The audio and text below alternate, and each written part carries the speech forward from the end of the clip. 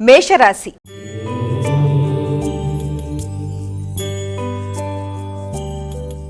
అమ్మా, ముందుగా మేషరాశి వారికి ఈరోజు ఏ విధంగా ఉండబోతోంది? మేషరాశి వారికి గృహ వాతావరణం చాలా వరకు అనుకూలంగా ఉండే అవకాశం అనేది కనబడుతుంది.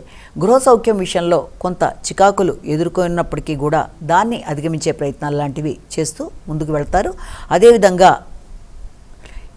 ఆధ్యాత్మిక ఆలోచనలు, దాంతోపాటుగా ఉపాసనా బలం పెంచుకునే విషయంలో కొంత ఘర్షణాత్మకంగా ఉండే అవకాశాలు లాంటివి కనబడుతున్నాయి. కాబట్టి మానసిక ప్రశాంతతను పెంపొందించుకుంటూ ఆధ్యాత్మిక ఆలోచనల మీద దృష్టి సారిస్తూ ముందుకు వెళ్ళినట్లయితే అనుకూలంగా ఉంటుంది. ముఖ్యులతో అంటే సంతాన వర్గంతో కావచ్చు, ఆత్మీయులైన వ్యక్తులతో కావచ్చు, ఘర్షణలకు అవకాశం లేకుండా సమయస్ఫూర్తిగా వ్యవహరించి మంచి నిర్ణయాలతో ముందుకు వెళ్ళడానికి ప్రయత్నాలు చేస్తారు. వృషభ రాశి.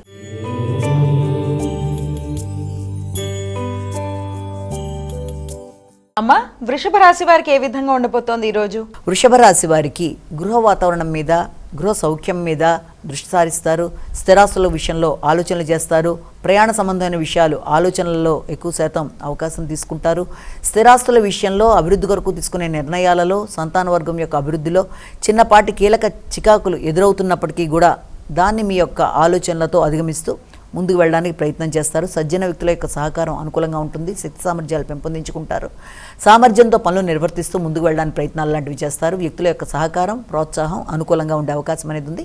కమ్యూనికేషన్ విషయంలో తగిన జాగ్రత్తలతో ముందుకు వెళ్ళాలి. ముఖ్యంగా విశ్లేషణాత్మక ధోరణిలో మీరు తీసుకునే నిర్ణయాలలో, వ్యక్తుల పరిచయాలలో దాన్ని సద్వినియోగపరుచుకునే దిశగా ప్రయత్నాలు లాంటివి చేయాలి. మిథున రాశి.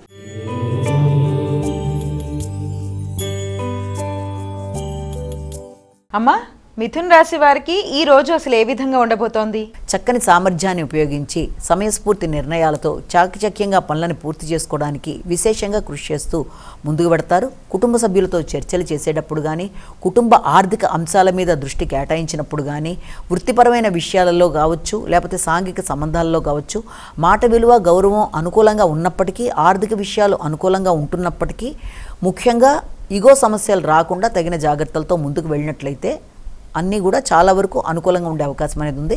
మీ సమయస్ఫూర్తి నిర్ణయాలు మీకు చాలా వరకు ఉపయోగకరంగా ఉంటాయి. మీ నిర్ణయ సామర్థ్యాన్ని ఉపయోగించుకొని వ్యక్తులకు సలహాలు ఇచ్చే ప్రయత్నాలు లాంటివి కూడా చేస్తారు.